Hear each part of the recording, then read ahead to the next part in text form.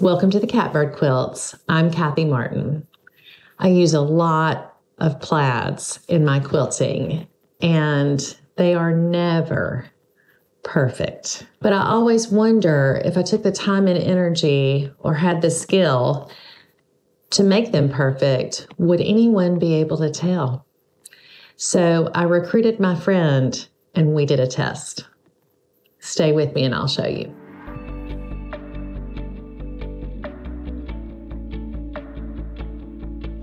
Real talk, when I start a quilt project, I want it to be perfect. And I know that that's probably not achievable, but I'm a little like Goldilocks. I want it to be just right. Not too hot, not too cold, not too hard, not too soft, but just right.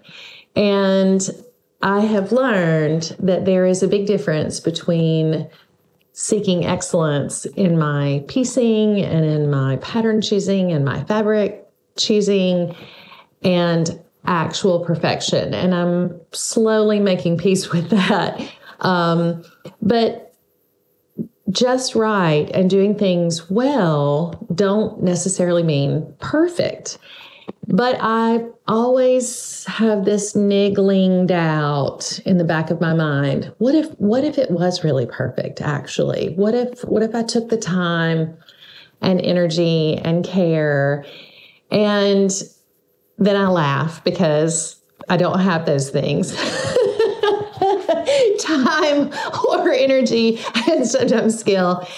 And so I was talking to my quilting BFF, and actually maybe just BFF, Jennifer, and she actually has the skill and maybe the time and the energy. So we were talking about it, and I said, what if we did the same block? We picked a pattern, we did the exact same block using plaid, and she did the perfection block. And I did the block just like I would do any other block. So thoughtfully and artfully, hopefully, that's a lot of adverbs in there. What if we did that? What if she did the perfection block and I did the kind of normal, precise and thoughtful, but not perfect block, and we compared the two. And so that's what we did. So I want to tell you some of the details about what we chose and how we did it. And then I want to show you because I think you're going to be surprised and hopefully pleased with our results. So this is the plaid, actually one of the plaids, we did two, but this is the first plaid that I chose for us. It's a shirt that I found at a thrift store, of course. And it is a beautiful color palette, and it's an interesting plaid. So it's varied enough. It's not like a gingham check or just a really straightforward. There's some variation across the fabric. There are wider parts and narrower parts. So it seemed like a really good test fabric. So this was the fabric that we chose. What I did, my friend Jennifer, who is my guinea pig with me on this test, she lives in a whole other state. So we were texting back and forth, talking on the phone, and we picked a pattern, and I picked the shirts, and I shipped them to her and said, have at it. We decided we would use for our background fabric white shirts. So didn't have to have the exact shirt, but definitely didn't want to use yardage. We wanted to use shirts. And then the pattern that we picked was Magnolia by Chelsi Stratton. And we chose that one because it is really just rectangles and squares, but they have that snowball feature and the flip and trim kind of thing where it doesn't look like squares in the final block. So we chose the pattern and then we made the exact same block. So I want to show you her block first. Let's start with the good one. So this is the block, and it is lovely. Well, the pattern is. Actually, this block is lovely too. If you like this pattern, we loved making these blocks. And so again, Magnolia from Chelsi Stratton. There's a link in the description below if you're interested in it. The features of the pattern, the reason why we chose it, the plaid does not come together at a 90-degree angle. So there's no place where the two plaids or, the plaid would actually touch itself. It's divided by these triangles and other rectangles and then the square in the center. So it was a good one as a trial. And we loved it so much, actually, or I loved it so much that I'm seriously thinking about taking these blocks and making more of them and just making a whole quilt out of it. But that's neither here nor there. Let's talk about how Jennifer did her blocks. So what she did, and what I think most people think you have to do, is if you want every block to be the same, you have to fussy cut it, which means, for those of you that aren't familiar with that term, you choose the section of your fabric and you intentionally cut that very section. And so in this case, she had a shirt front and sleeves, or maybe the back. I don't remember what I sent her. Anyway, she laid the fabric out and chose a section of that fabric that she could get, in this case, 4 matching pieces out of. And then in this case, 4 matching pieces out of. And then in the corner stones, or in the corner of the block, 4 matching pieces. So she did that, laid it out, starched her fabric, and then she actually hand cut her pieces so that every single piece that was of a similar type was exactly the same, which, P.S., takes some time. She had 4 identical pieces, and she rotated them around the center square. So this, and then turned this way, and then turned this way, and then turned this way. So these 4 pieces are identical and turned like a windmill around the center axis. Same for these pieces. So this piece is identical to this piece, and you can see it. Like if I go and turn it, then that's that, and turn it again, and it's here, and then turn it back. We actually talked about this excessively. There are different ways, and I'm going to repeat this later. There are different ways to do perfection. The pieces were identical, but once they were sewn with the snowball corners, you have to make a decision. Do you want every single block to look exactly the same in the actual block pattern, or do you want to rotate it like she did, which is the way I naturally think, so that they're the same, but they're rotating around that center axis? She could have also, this block could have been turned back this way and they look the same. But honestly, when you're doing that, the way this pattern works, you have to sew those snowballs on opposite corners to make them match, which is kind of not intuitive at all. So if she had wanted this block to look in the same way that this block does, these snowballs would have had to be on opposite corners because of the way it's turned in the pattern. And that's kind of thing number 1. There are a million different ways to do perfection, and it really depends on the person quilting it, piecing it, putting the block together. Lovely, right? Lovely, lovely. And again, I like this phrase a lot, but very thoughtfully and artfully done. And so every piece is the same, and your eye kind of goes, about that, but it may not necessarily look like every piece is the same because it's been rotated around that center. So I'm going to leave this block, scoot it over a little bit, and put my block next to it so you can see how our choices in cutting and arranging look different. So here are the 2 blocks next to each other. And what I hope you're experiencing as you look at it, because it was our experience as we were texting back and forth, and once she mailed her block to me and I laid them side by side on my table, there are some differences, but both of our experience looking at both blocks side by side is, wow, there's not that much difference. Not a lot. So in my block, what I did, I laid out the fabric and I cut the long rows and then subcut that into the pieces that I needed. And it just happened that these four rectangles were from the same row in my shirt fabric. So they're actually remarkably close to each other. They're not identical. I did not fussy cut them. I used my ruler and my rotary cutter. I did not hold it up and try to match. I just cut on the row and subcut them like I would any other fabric.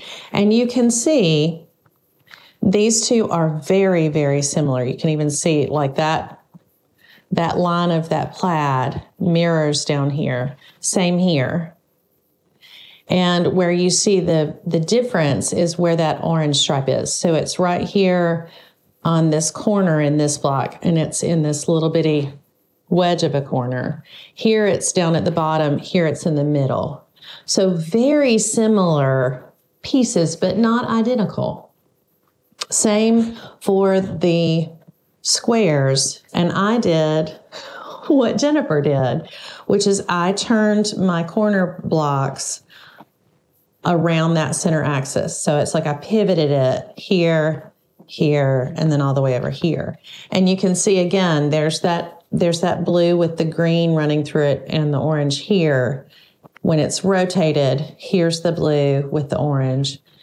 So these two are very similar, almost identical. These two are very similar, almost identical. And I did not plan that. I didn't set out to do it perfectly. I just cut the strip and then subcut it into the size that I needed. Same for my corner blocks. I just cut a long strip and then went, and it just happened that they're all the same. So without actively trying, when you use plaid, and this is thing number 2, when you use plaid and you cut on a straight line on the strip, as you subcut your pieces, however many pieces you can get out of that strip are going to be remarkably similar. Not identical, but remarkably similar. So much so that you wouldn't look at this block and go, all of those pieces are different. Or at least I would hope you wouldn't. And in the case of the corners, they are identical. Without even trying, they are just really close, but there is a little more movement in this block, if you're familiar with that term. There's a sense that because there's a little bit of variation, it doesn't look maybe as controlled as this one does. So it has a little bit more movement, a little bit more interest, marginally.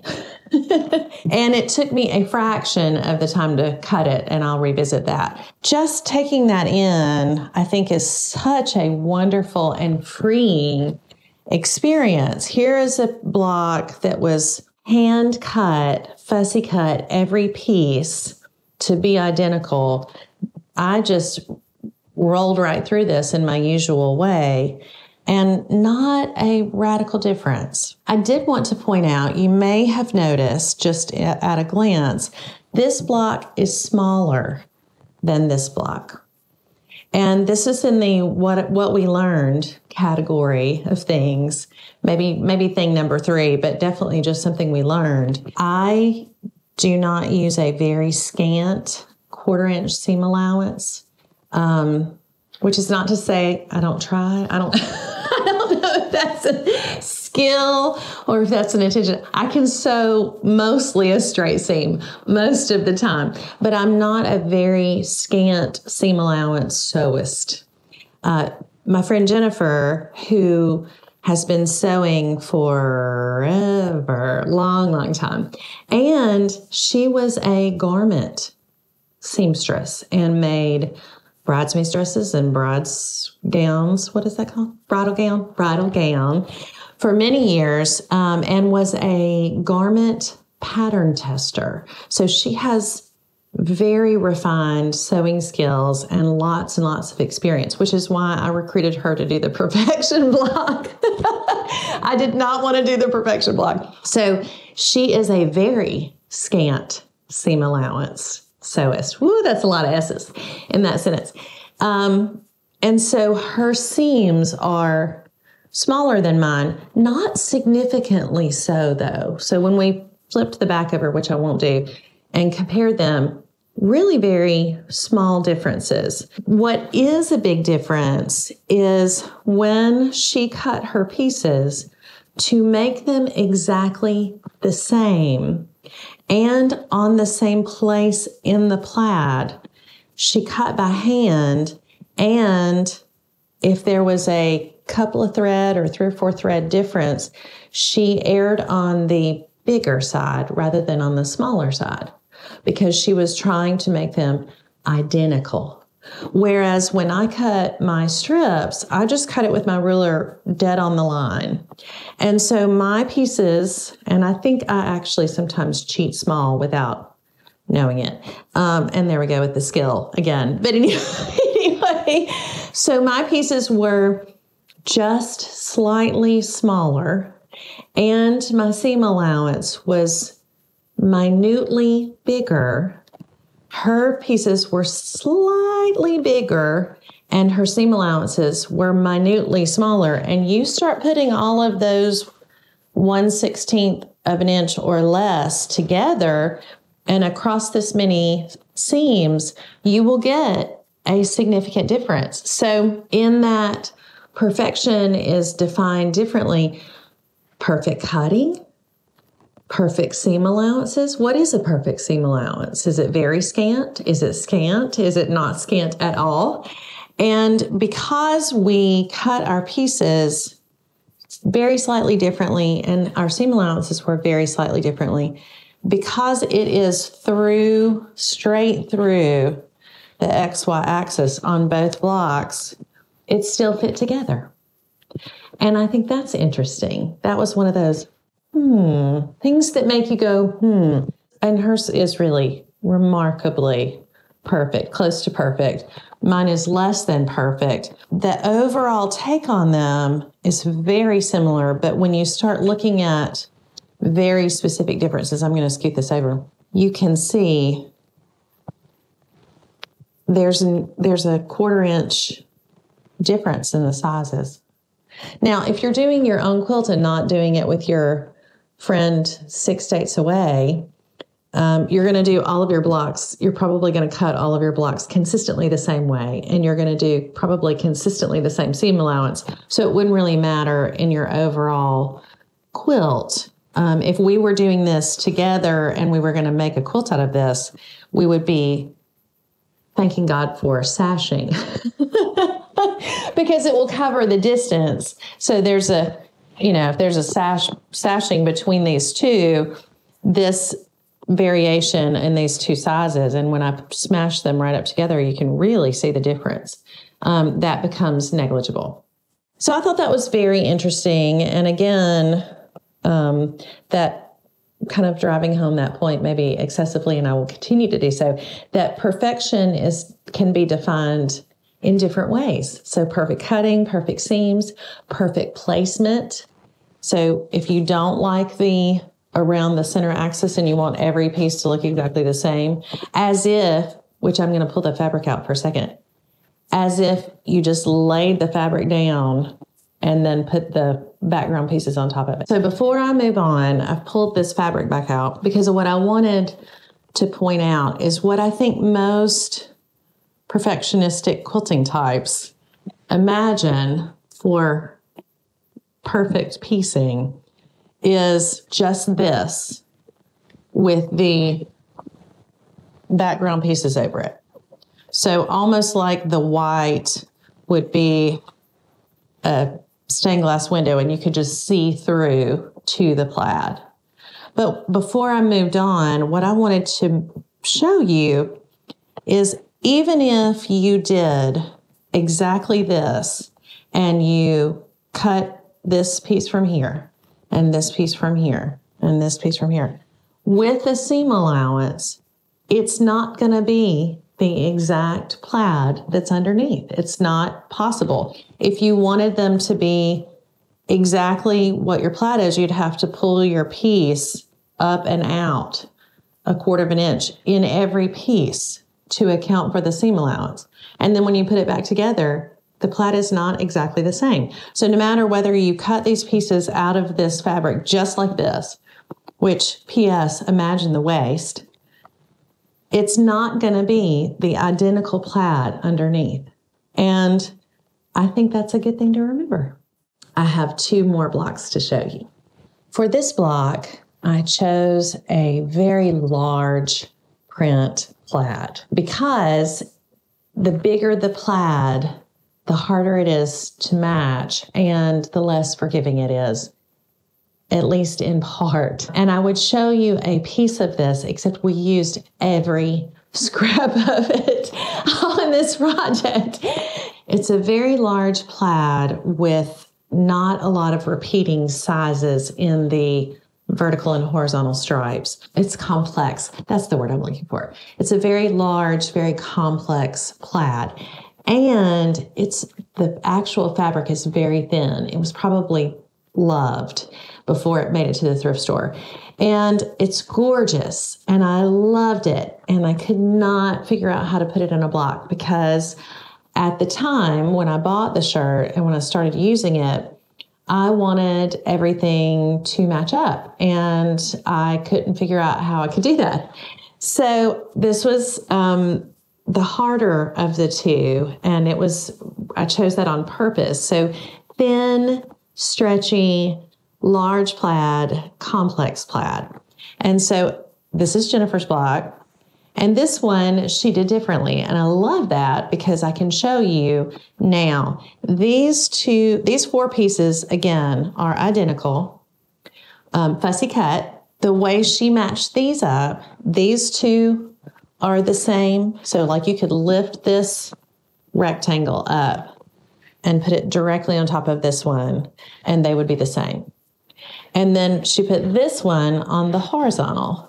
So you could lift this piece up and put it directly down. So this time it's not rotating around that center axis. These are the same and these are the same. And in this case, because the piece is rectangular, there would be no way to make each one of these identical in the quilt block. So back to the perfect piecing, perfect placement, and perfect layout. You may have designs on perfectly putting it together, but if you have a quilt block like this one, where the rectangular pieces are this way for this axis, and this way for this axis, I don't know why all of a sudden I had a hard time with the word axis, they are going to look different. And so unless you factor for that in your cutting, there's going to be some variation. She did do the rotating around the center axis for these pieces. And then these 2 are identical. These are very, very close. And they are greens on the center and blue on the outside. So you can see how that's very, very, very close in the way that she arranged it. So that's something to take in. Just, you can see this one looks and feels a little different than the previous one because it doesn't have that kind of artfully turned around the center axis. It's perfectly aligned on the horizontal and vertical. Let me get out my block and show you those differences. So, wow, actually a lot of differences in this one. And part of that was we did not have a whole shirt to work with. Because I had used a little bit of it in another project. And so I sent her the largest piece, and then I kept a shirt front and I think a sleeve. And I just laid it out, cut my piece, and then subcut it. And I want to show you the difference here. So in my previous block that I showed you, I, rolled the shirt out, cut that long strip, and was able to get all 4 pieces out of one strip. This shirt was much smaller. So I got 3 pieces that happened to be close to identical, not identical, but close. And then one came from the next strip over.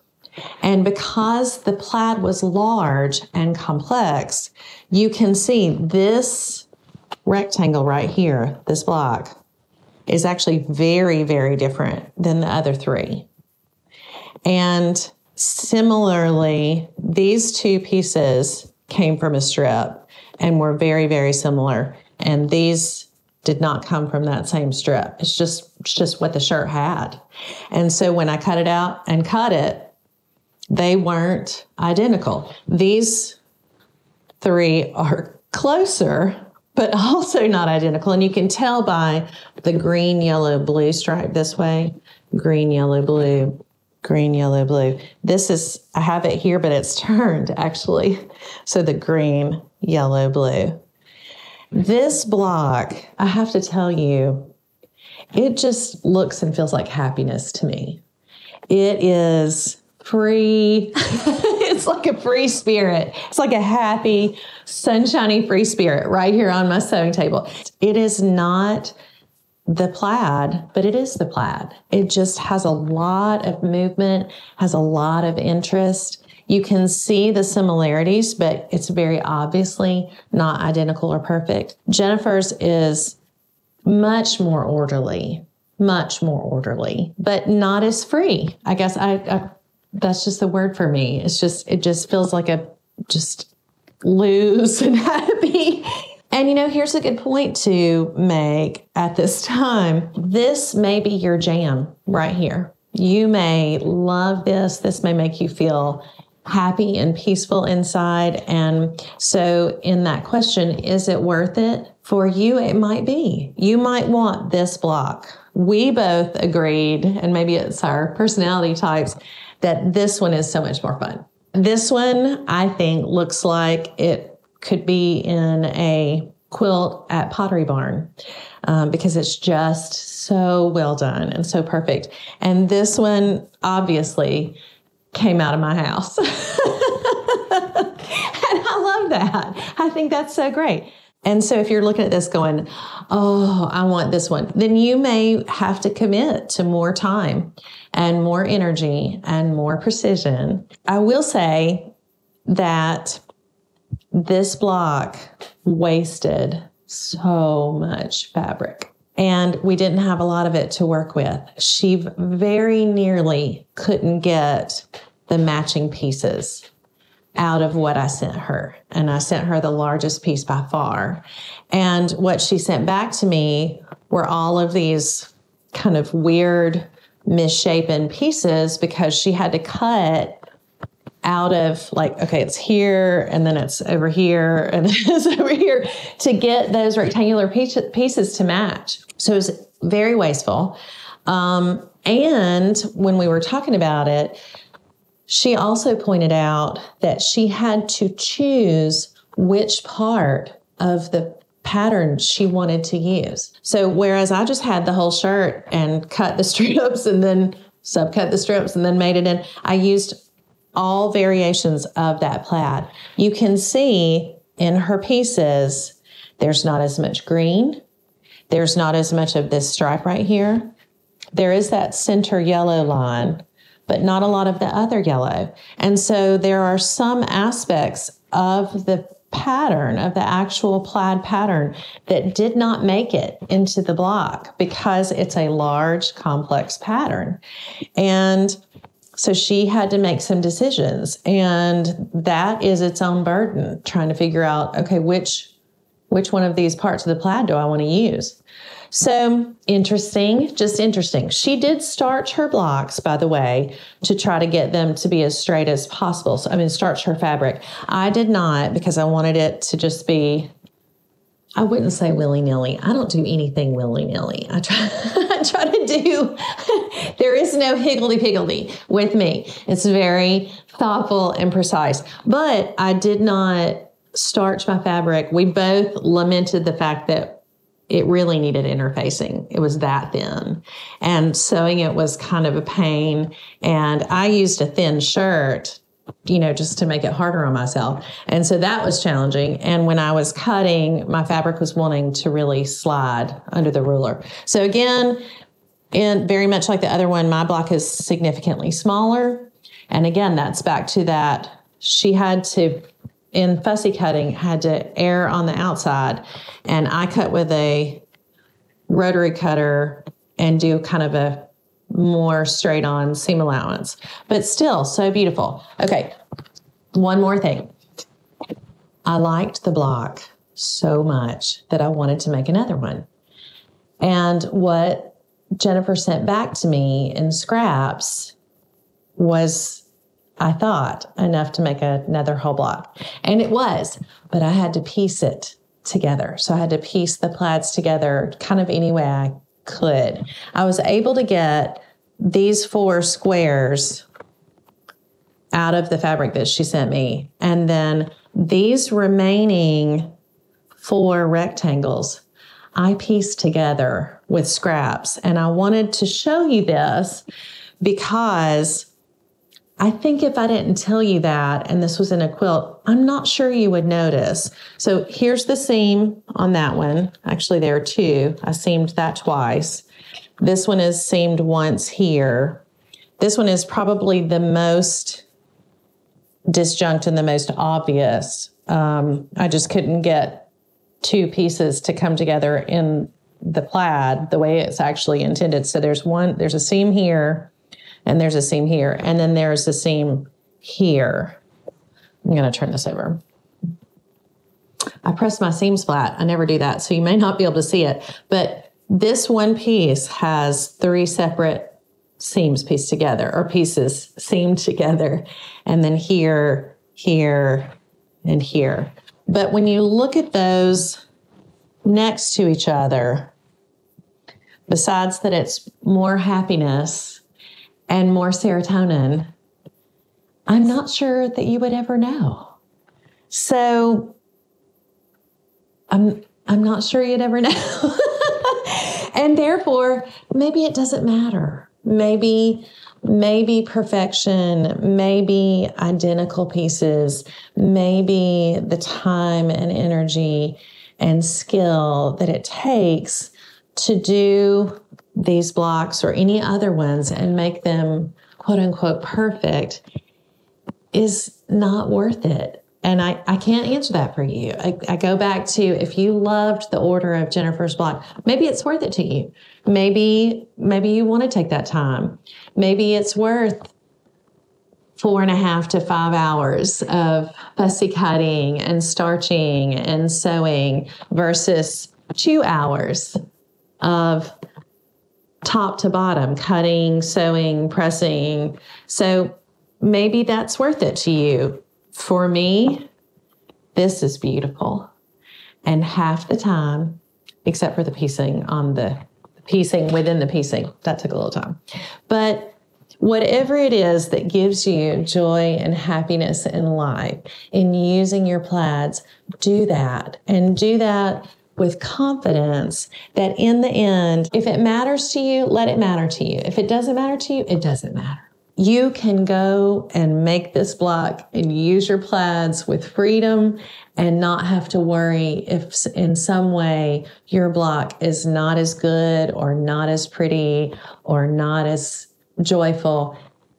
They're all beautiful, and it's up to you to decide whether or not it's worth it to you. This is the Catbird Quilts. I'm Kathy Martin. Thanks for watching.